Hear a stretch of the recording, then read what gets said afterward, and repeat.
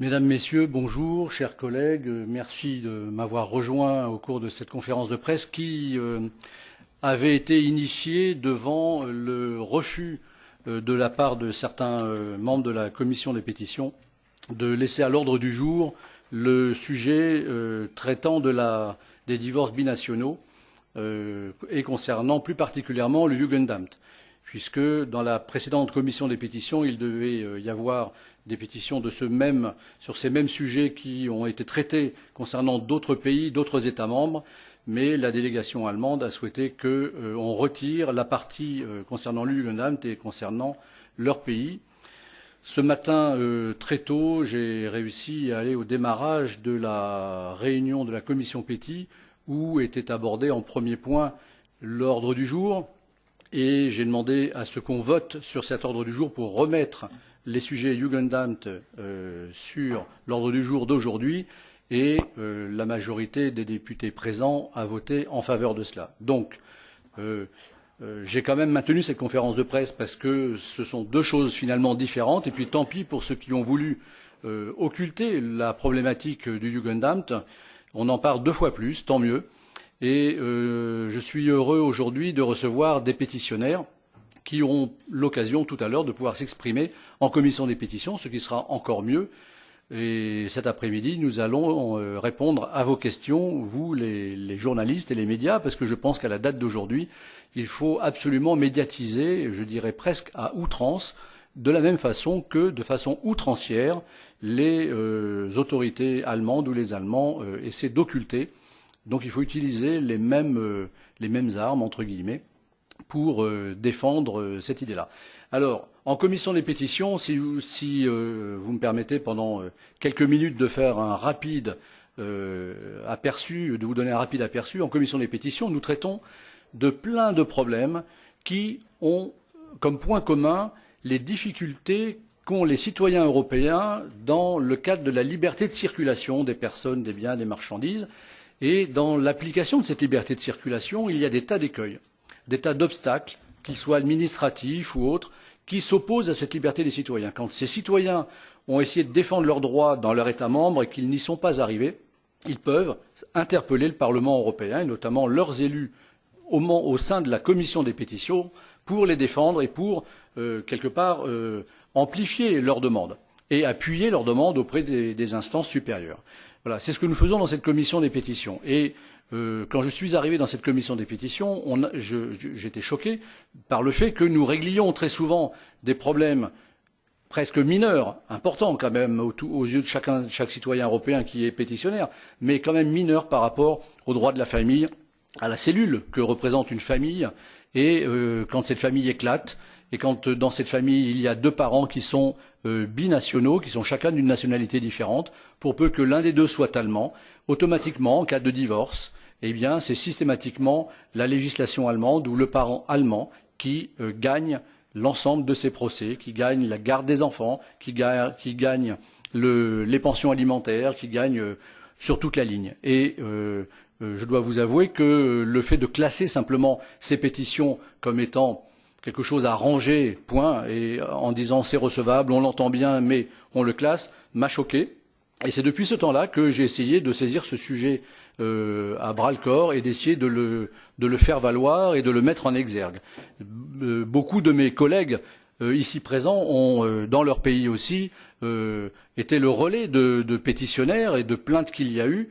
Et je dois vous dire que sur ce sujet des divorces binationaux, le seul pays pour lequel nous ayons des pétitions, c'est l'Allemagne. Nous commençons à avoir quelques pétitions provenant du Danemark.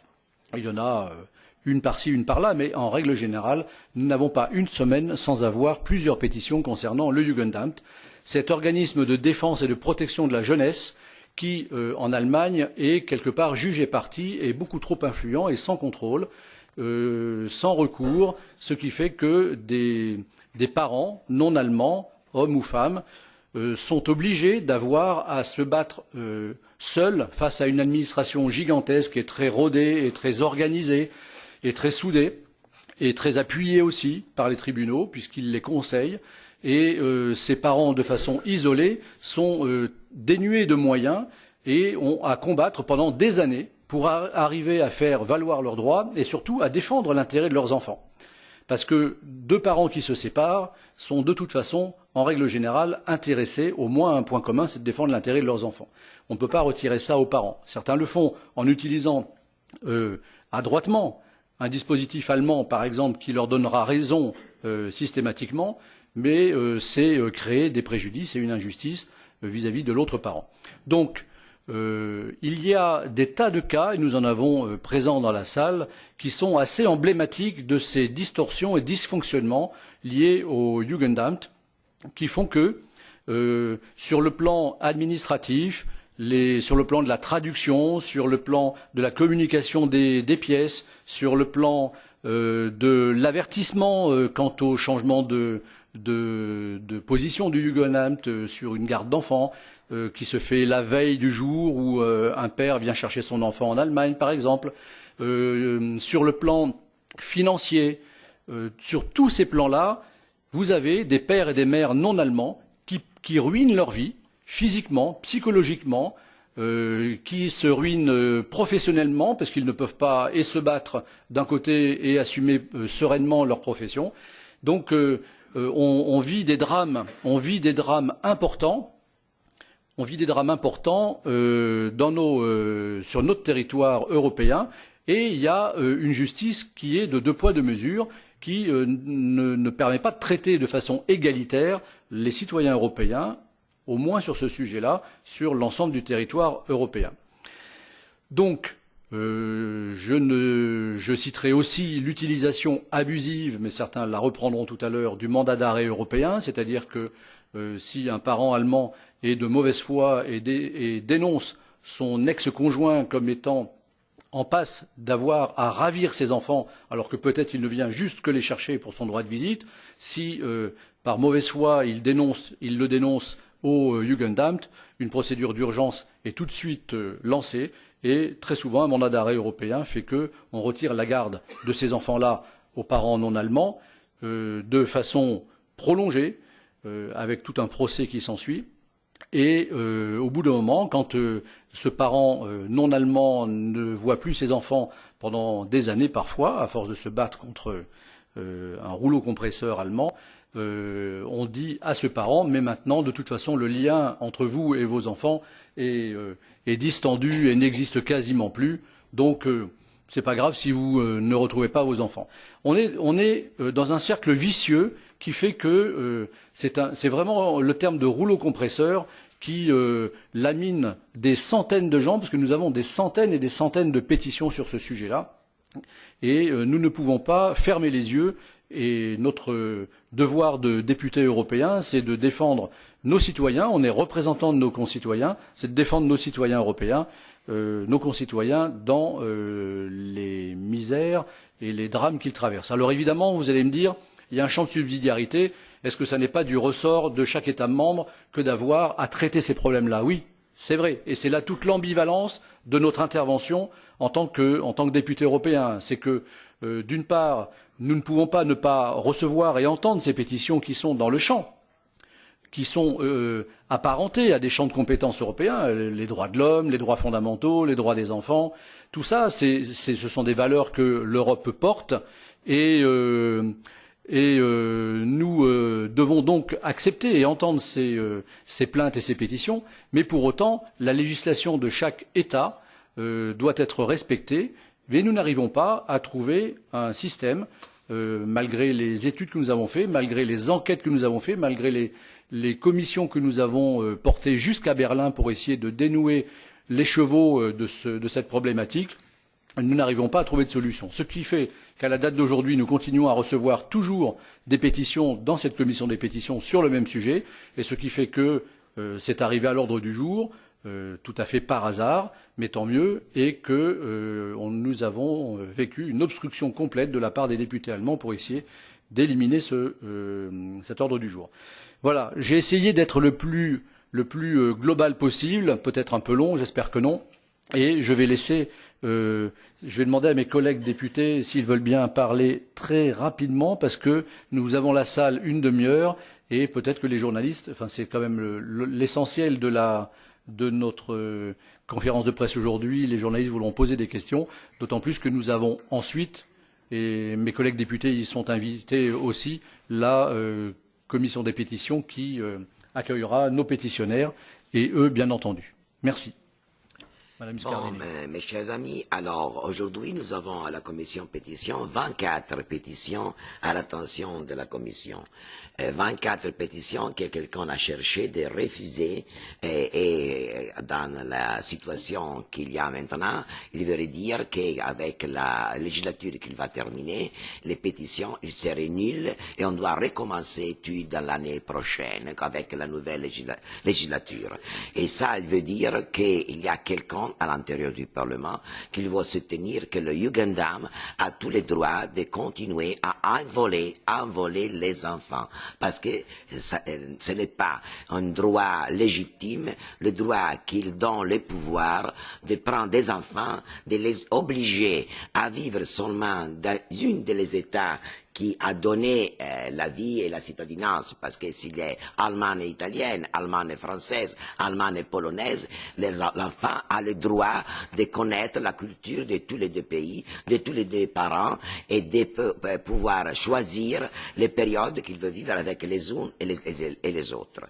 Alors, l'Allemagne, avec le Jugendamt, quand il y a une division entre les parents, il n'a pas d'importance s'ils sont mariés ou ils se sont seulement en copie, il va tous les fois prendre les enfants et les porter en Allemagne, même si le tribunal civil Allemagne a donné à la mère ou au père, pas Allemagne, le droit d'éduquer les filles à l'extérieur de l'Allemagne. Et ça, c'est le premier problème.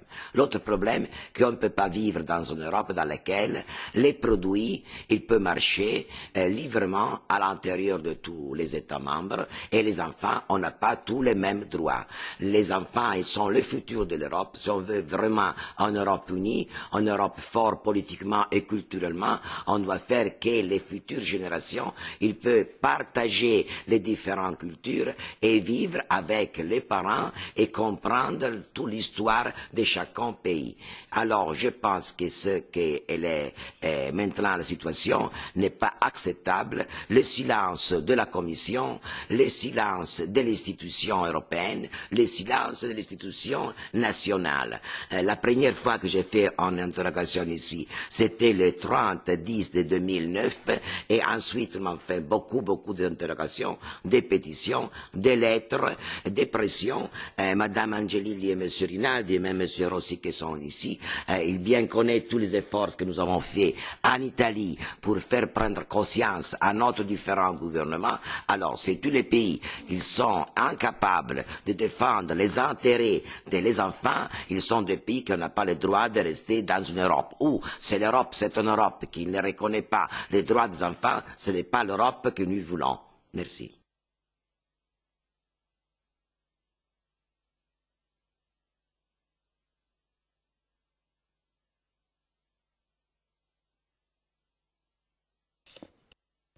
À moins que mes collègues veuillent rajouter un mot immédiatement, sinon nous allons peut-être répondre à vos questions.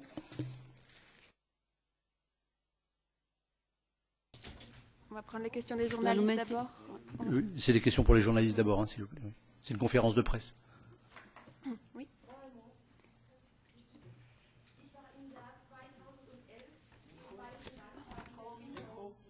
Micro. Oui. Pardon, c'était pour les journalistes ou pour les parents? Pour les journalistes. Non, là, dans l'immédiat, c'est une conférence de presse, donc c'est Okay, avec les journalistes. C'est pas un journaliste qui est en train de parler, c'est pour ça que j'essaie de comprendre. Ah. Sind Sie Journalistin? Okay. Ja, oui. Okay. Mein Name ist Heidrose Manta, ich komme von Arche Viva. Ich war im Jahr 2011 im Bayerischen Landtag in der Kinderkommission. Dort hat man davon gesprochen, dass es täglich 400 Kinder sind, die entfremdet werden. 400 Kinder, wir sprechen hier von 15 Schulklassen täglich.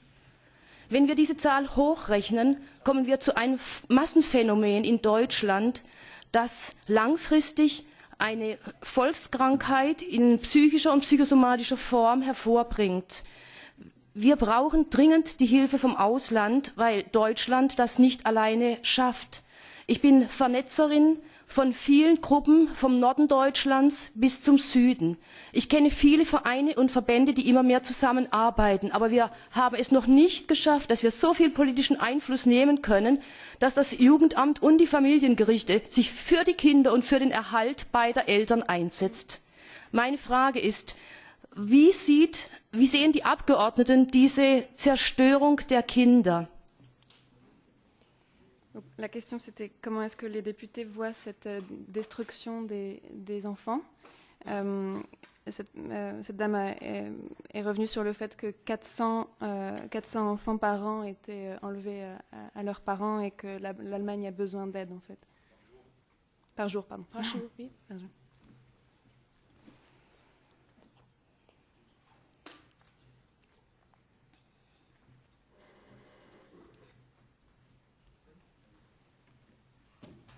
Sergio Busà, Italia Oggi. Volevo fare una domanda a Marinella Colombo e chiedere come ha intenzione di presentare la petizione in Commissione Peti. Dunque, la mia petizione era già stata discussa e lasciata aperta 4 anni fa. Quello che io sottolineerò e vorrei sottolineare anche qui è che, come giustamente ha già detto l'onorevole Boulon, si tratta sempre di decisioni che vengono prese sulla base del Kindeswohl, sul bene del bambino. Però il Kindeswohl per i tribunali tedeschi corrisponde sempre a far crescere il bambino in Germania. Quindi il problema ce l'hanno i genitori stranieri, ce l'hanno i genitori tedeschi che hanno delle relazioni con l'estero, quindi magari vorrebbero andare all'estero, e ce l'hanno anche coppie di genitori entrambi stranieri a cui vengono tolti i bambini. Quindi più che un problema di divorzi, per noi, tutti quanti, quando io dico noi, faccio parte di un'associazione che sta seguendo decine e decine se non centinaia di casi, il problema è proprio di un razzismo fondamentale per cui la cosa migliore e l'unica cosa buona per un bambino sia quella di crescere in Germania. Je ne sais pas si je dois répondre en italien ou en français là. Qu'est-ce que Normalement c'est en français, mais ouais, okay, si bon, vous voulez traduire un peu. Je disais, je répète, comme M. Boulin l'a déjà dit, alors le problème c'est toujours que on se retrouve en Allemagne avec des décisions qui disent que pour le bien de l'enfant doit rester en Allemagne, doit être confié aux parents allemands, etc. Mais cela fait que on n'a pas seulement des problèmes de divorce. On a des problèmes quand il y a un parent allemand qui a des relations avec l'étranger, qui pourrait partir à l'étranger, même s'il est allemand, donc on lui retire. Mais on a aussi une autre association qui réunit des centaines de parents dans la même situation. On a aussi des problèmes de couples qui sont entièrement étrangers, c'est-à-dire 2 parents italiens ou un parent italien, un parent polonais, ou je vois ici par exemple un parent tunisien, etc., 2 parents tunisiens. Si les parents restent ensemble, on enlève l'enfant pour le donner à une famille allemande. S'ils arrivent à faire disputer les parents, on donne l'enfant aux parents qu'on est sûr qu'il va rester en Allemagne. Alors ça, ce n'est plus un problème de divorce, ce n'est plus un problème des services sociaux, ça c'est un problème de racisme. Parce qu'il y a dans tous les fonctionnaires et chez les petits employés aussi, donc dans toutes les personnes qui travaillent avec les enfants, il y a cette profonde conviction que la chose la meilleure pour un enfant, c'est de vivre en Allemagne. C'est de grandir dans la culture allemande, c'est de parler l'allemand. Nos enfants étaient bilingues, maintenant c'est des enfants allemands. Et alors, justement, comme vous l'avez dit, il y a toujours ce problème de subsidiarité, ce problème de droit de famille, des problèmes internes, donc un problème qui concerne l'Allemagne seulement. OK. Alors moi, je voudrais savoir pourquoi j'ai écouté la vidéo de la session de la commission des pétitions de 11 février, quand on traitait les problèmes avec le Danemark, qui, entre parenthèses, n'a pas signé le règlement Bruxelles 2 bis, chose que l'Allemagne a fait, donc ils sont, entre guillemets, légitimés à faire ce qu'ils font au Danemark, sauf que c'est pas moralement c'est pas acceptable, mais au niveau juridique c'est quand même une position différente par rapport à l'Allemagne. Mais alors quand il s'agit d'1, 2 ou 3 enfants allemands et autrichiens qui sont retenus au Danemark, alors là on a les eurodéputés autrichiens et allemands qui font vraiment des véritables shows en disant que c'est pas possible, c'est pas acceptable, c'est pas du droit de famille. Là, il s'agit des droits fondamentaux. Donc ma question est celle-là. Les droits fondamentaux, ça concerne seulement les enfants allemands ou autrichiens à l'étranger. Et nos enfants qui sont en Allemagne, ils n'ont pas de droits fondamentaux. Pour nos enfants, il s'agit du droit de la famille. Alors c'est ça qui n'est pas acceptable. Merci. Donc ce n'est pas une question, c'est un constat auquel j'adhère complètement. On va laisser la parole aux journalistes. Oui, journaliste Ansa Alberto D'Argenzo. En question pratique, qu'est-ce que peut faire le Parlement européen sur sa question que c'est le droit national? Est-ce qu'il y a une autre question? Je rejoins celle de mon collègue. C'est la dernière réunion de la commission des pétitions de cette législature. Est-ce que ça va donner un quelconque résultat? Des familles sont venues. Qu'est-ce qu'elles espèrent et qu'est-ce que vous espérez? Je m'adresse aux deux parties, finalement. Donc, pour répondre aux questions qui ont été posées, oui, évidemment que les députés européens ne peuvent pas rester insensibles à la problématique des enfants éloignés et séparés de leurs parents. Que peuvent-ils faire? Nous ne pouvons pas ne pas classer comme recevable et entendre. Si vous voulez couper votre micro, parce que les personnes qui ont pris la parole n'ont pas coupé leur micro après. Donc, on ne peut pas ne pas classer comme recevable des pétitions qui touchent le droit des enfants, qui touchent le droit de la famille, dans la mesure où il y a effectivement, comme je le disais tout à l'heure, en toile de fond, la charte des droits fondamentaux, le droit des enfants, etc. Mais pour autant, comme il s'agit de la subsidiarité, ce que j'espérais, moi, au début, c'était que les députés de la commission des pétitions, qui contiennent des députés allemands et des députés danois, puissent faire pression sur leurs instances et leurs autorités et leur gouvernement pour essayer de trouver un arrangement qui permettrait de résoudre tous ces drames au quotidien. Malheureusement, la tentative initiale auprès des députés allemands d'essayer de trouver des solutions à l'amiable, de façon diplomatique et de façon consensuelle pour travailler ensemble, pour essayer de trouver ces solutions ensemble, n'a pas abouti. Je pense que les Allemands étaient au début un peu blessés du fait qu'on les traite d'avoir une politique nationale-socialiste, etc. Et ça, c'était un peu de la problématique, puisque... Excusez-moi, Monsieur Boulan, je vous interromps, parce que tout ça, on le connaît, on connaît l'historique, mais je veux savoir, aujourd'hui, à quoi va servir cette réunion? Donc, j'y arrive, mais l'idée, c'était d'arriver à co-construire et à faire de la commission des pétitions un travail commun avec les députés allemands pour être force de proposition, être chambre d'écho des plaintes des pétitionnaires et être force de proposition auprès de nos gouvernements respectifs, puisque de toute façon les instances européennes n'ont pas le pouvoir de décider ou d'imposer aux États membres des décisions qui rétablirait le droit de certains de leurs concitoyens. Donc, puisque cela a été un échec avec les députés concernés, puisque cela a été un échec avec les instances que nous avons rencontrées, notamment à Berlin, ministère de la Famille, le Jugendamt, différents avocats, les associations, etc. Puisque depuis ce temps-là, malgré ces efforts-là, nous n'avons réussi à obtenir aucune avancée, la seule façon de procéder maintenant, c'est l'objet de cette réunion, de cette conférence de presse, en dehors de la commission des pétitions, c'est de médiatiser les choses, c'est de faire pression sur les gouvernements en question, qu'ils soient allemands ou danois, quand il y a des cas danois, pour arriver à les sensibiliser, à les interpeller, à les culpabiliser. Et quand on voit comment aujourd'hui, ou ces jours-ci, les Allemands ont réagi de façon très vive au fait que l'on allait parler de ces sujets-là, je pense qu'on est sur la bonne voie. Malheureusement, en tant que député, je pense qu'il faut toujours privilégier la voie du dialogue, du partenariat et de la diplomatie, mais quand cela est un échec, il faut au bout d'un moment employer d'autres moyens, donc celle de la médiatisation. La conférence de presse que nous faisons aujourd'hui est un des moyens permettant de médiatiser les problématiques de nos concitoyens qui souffrent, qui n'arrivent pas à se faire entendre par leur État membre. Donc j'espère aussi que nous arriverons à mobiliser le médiateur européen qui, pour le moment, ne voit pas comment il pourrait se positionner sur cette problématique et arriver à activer l'ensemble du réseau des médiateurs dans chaque État membre, bien que les deux pays où il n'y a pas de médiateur européen sont et l'Allemagne et l'Italie.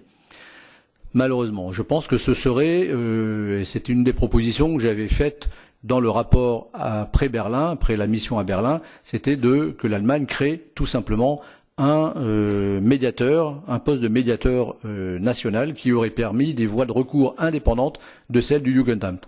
Donc voilà, pour répondre à votre question, même si je prends un peu de temps, c'est échec au sein du Parlement européen pour des raisons de refus de diplomatie et de travail en commun de la part de nos collègues et du coup médiatisation à outrance, tout ce qu'on pourra faire pour parler de ces affaires-là et de ces problèmes-là. Je pense que c'est important de le faire, surtout dans l'année de la citoyenneté. Nous sommes la deuxième année de la citoyenneté, nous sommes à la veille d'élections européennes et il ne faut pas que les députés européens, comme Madame Colombo le disait, d'un côté défendent des grandes valeurs et de l'autre côté, quand ils sont concernés, ne les défendent plus. Donc l'Europe, c'est quelque chose qui est une valeur absolue, je dirais, de liberté, de défense des droits. Et si cela ne s'applique pas à l'ensemble du territoire, à l'ensemble des citoyens européens, c'est un échec. Voilà. Donc je suis désolé de dire, moi, que malgré tous les efforts que j'ai mis en œuvre, ainsi que mes collègues de leur côté, nous n'avons pas réussi à trouver de solution à l'issue de ce mandat-là.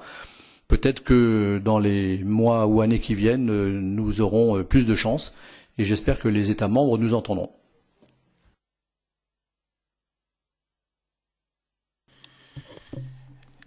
C'est la grande question, hein, ce que vous avez posé. Qu'est-ce qu'on peut faire? Je dois dire que c'est la question la plus frustrante qui peut arriver à un député européen. Mais je peux dire très rapidement que nous avons quand même 3 choses à faire et que pour nous tous ici sont quand même très claires. D'abord, nous avons un devoir de réponse. Si un citoyen nous adresse un problème qui est un problème immense de douleur pour lui, mais c'est aussi un problème de douleur et de faillite de l'Europe, c'est quelque chose que nous devons assumer. De toute façon, donc on ne peut pas dire l'affaire est classée, on n'a pas de compétences, c'est trop compliqué, désolé, aller chez un avocat ou ailleurs. Deuxièmement, nous devons exploiter jusqu'au bout toutes les procédures qui nous sont ouvertes. Alors, M. Boulon, ce matin, a réussi à remettre à l'ordre du jour la question du Jugendamt à la commission des pétitions. Malheureusement, la non-coopération des collègues allemands n'a pas vraiment donné le résultat qu'on pouvait espérer, mais je dirais que tout ça, quelque part, c'était prévu. Mais nous devons ouvrir tous les espaces possibles au niveau d'une procédure. C'est pas que c'est parce que c'est difficile, parce qu'on doit renoncer. Et en plus, au niveau juridique, les compétences européennes, c'est pas si clair qu'on n'a rien à faire et rien à dire au niveau du Jugendamt, hein, parce que si on n'a pas de droits des familles, il y a des droits fondamentaux et il y a des avis juridiques qui sont différents sur la question. Troisième chose, comme Philippe le disait, il faut absolument exposer ce cas de Jugendamt. Donc, il faut le faire connaître. La plupart des citoyens ne savent strictement rien, malheureusement. Donc, il faut le médiatiser et il faut profiter de chaque opportunité pour en parler. Pour le moment, c'est la seule arme, ou peut-être l'arme la plus puissante que nous avons à l'égard des autorités allemandes. Parce qu'ils ont honte lorsque certaines choses, quand même, sont mis à la lumière émergent. Donc c'est quand même une des devoirs que nous devons faire aujourd'hui avec cette conférence de presse, c'est vraiment d'exposer ce qui pendant trop longtemps est un peu trop caché.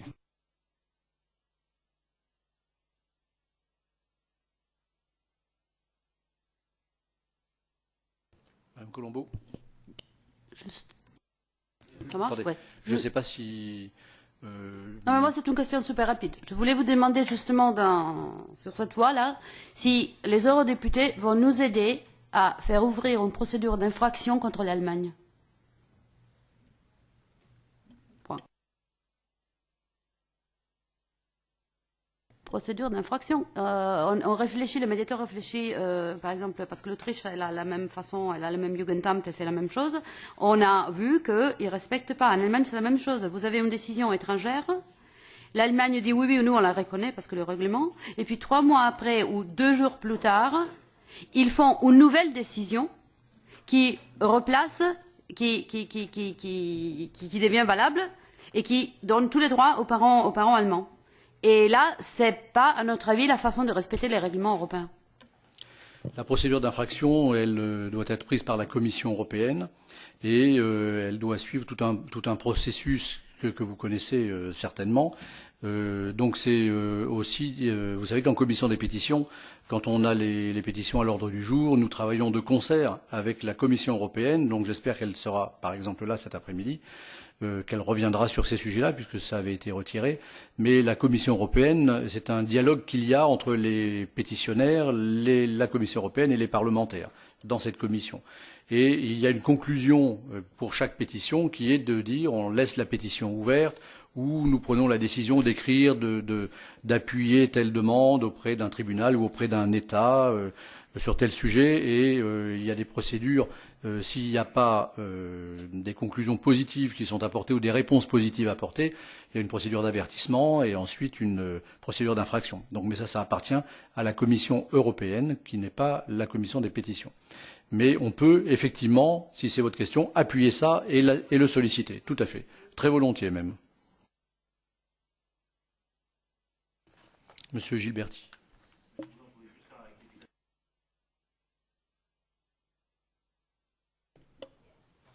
Voilà, je voulais juste faire un rectificatif dans la traduction. Madame a parlé de 400 enfants, 15 classes par jour qui sont placées par le Jugendamt.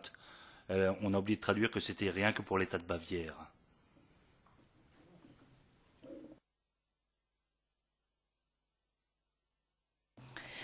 In Deutschland arbeiten immer mehr Vereine und Verbände, auch schon manche Vorkämpfer seit 20 Jahren an dieser Thematik. Es gibt immer mehr Wissenschaftler, die an der Thematik mitarbeiten, aber wir sind noch nicht durchgedrungen. Meiner Meinung nach benötigt Deutschland es, sanktioniert zu werden für das, was es tut.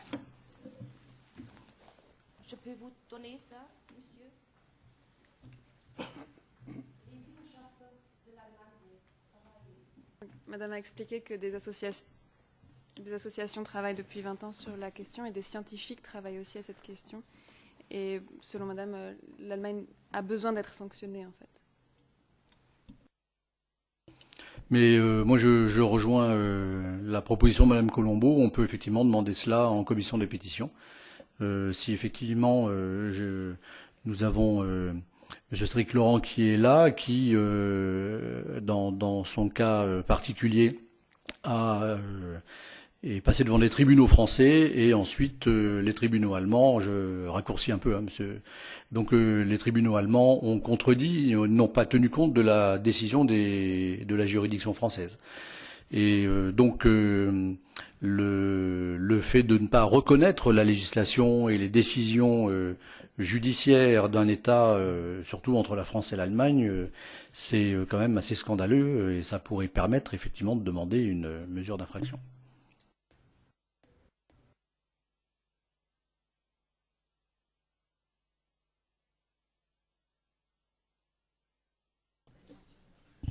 Mon français n'est pas très bon, je m'excuse pour ça, mais je parle seulement allemand, italien et anglais. Mais j'essaye. J'ai une question. J'ai un problème que j'ai des filles, ils sont italiennes, ils ont le passeport italien, ils sont connus chez la mère comme italienne et comme mon nome, cognome, Daloia. Mais les institutions allemandes ne le reconnaissent pas. Ho detto bene? Non le riconosce? Pratiquement, ils changent d'office et ne reconnaissent pas le fait que ces enfants qui vivent en Allemagne ont un nom de famille italien. Et les institutions allemandes, il semble de vivre une autre planète. Il n'y a pas de repose fondé sur facts, yeah? Mais seulement des choses, par exemple, les enfants, ils sont italiens seulement in Italie. Cioè, questo è assurdo. Et c'était ce que j'ai reçu Mais la personne qui va décider ça, ce n'est pas le juge, c'est un employé de l'administration. Je demande qu'est-ce que je peux faire pour... Nous parlons de la double cittadinanza européenne. Qu'est-ce que je peux faire pour mes filles? Déjà une pétition.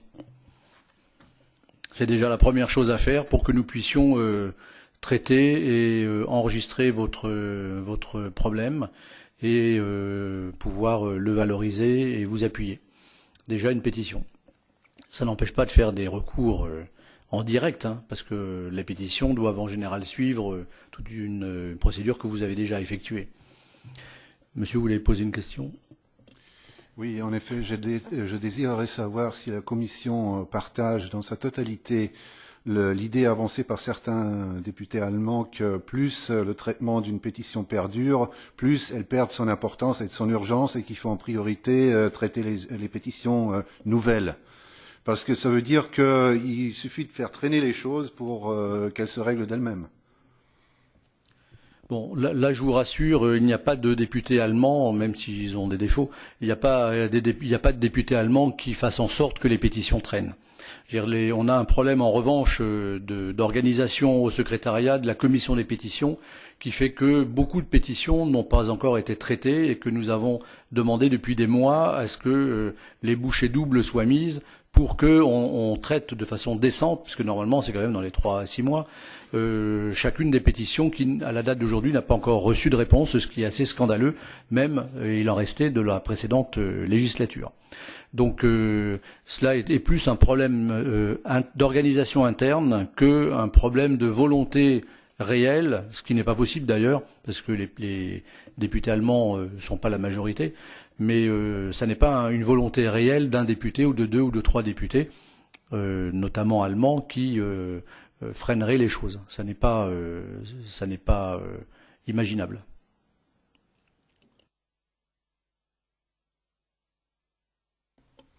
Monsieur Bouillon, il est totalement clair que les députés allemands, ici dans le Parlement européen, il est clair que c'est toujours il y a ces députés qui, naturellement, qui essaient de boycotter ces actions-là des parents et le travail aussi du Parlement européen. Est-ce que le Parlement européen ne peut pas prendre des mesures contre ces gens-là qui ne travaillent pas dans le bon sens pour représenter le Parlement européen? Et bien là, alors, on doit être là, derrière, quoi, dans tout ce qui a avec le droit des hommes et ainsi de suite. En théorie, oui, mais c'est pas possible. D'abord, il faudrait s'en référer au président du Parlement, qui lui-même est allemand, déjà. Et mais sinon, en dehors de cette boutade, un député dans la commission des pétitions, fût-il allemand, a le droit d'énoncer tous ses arguments. Et les députés allemands mettent en avant comme argument, et ça n'est pas coupable de parlementer, je veux dire d'être parlementaire et d'argumenter. Ça n'est pas coupable. Donc les députés allemands mettent en avant les prérogatives de leur législation. Et donc disent, vous n'avez pas à vous immiscer dans le droit allemand. Sauf que, on l'a vu, il y a parfois des choses qui débordent des frontières de l'Allemagne, puisqu'il y a des juridictions allemandes qui décident autre chose et après d'autres juridictions. Donc on peut, fort de tous ces cas particuliers-là, malheureusement, prouver à l'Allemagne qu'elle a tort. Mais on ne peut pas condamner un député, on ne peut pas sanctionner un député parce qu'il a un argumentaire qui est même si on est contre cet argumentaire, même s'il le heurte quelque part, on ne peut pas l'accuser d'avoir un argumentaire. C'est son travail de député. Même s'il est de mauvaise foi. Il peut être de mauvaise foi et on ne va pas le sanctionner pour autant. Voilà, donc là c'est difficile. Mais dans la commission des pétitions, je peux vous assurer qu'il y a quand même une grande majorité de députés qui soutiennent très très largement les pétitionnaires. Ça, il n'y a pas de doute là-dessus. La commission des pétitions a un vrai cœur. Il n'y a pas de doute là-dessus. Mais quand il y a des démarches plus importantes à à faire, comme la mission à Berlin. Vous n'imaginez pas le nombre de bâtons dans les roues que nous avons eu pour arriver à la mettre sur pied. Et comme une mission à Berlin, comme un rapport sur la mission à Berlin après la mission, tout cela, tout ce qui peut être beaucoup plus officiel, là, ça devient très compliqué. Et là, les Allemands, effectivement, lâchent leurs troupes. Nous devons libérer la salle. Là. On va devoir conclure. Une dernière question? Oui, allez-y. Es ist eine Form von Gewalt, die auf die Kinder ausgeübt wird. Die Ärzte von Deutschland haben das attestiert.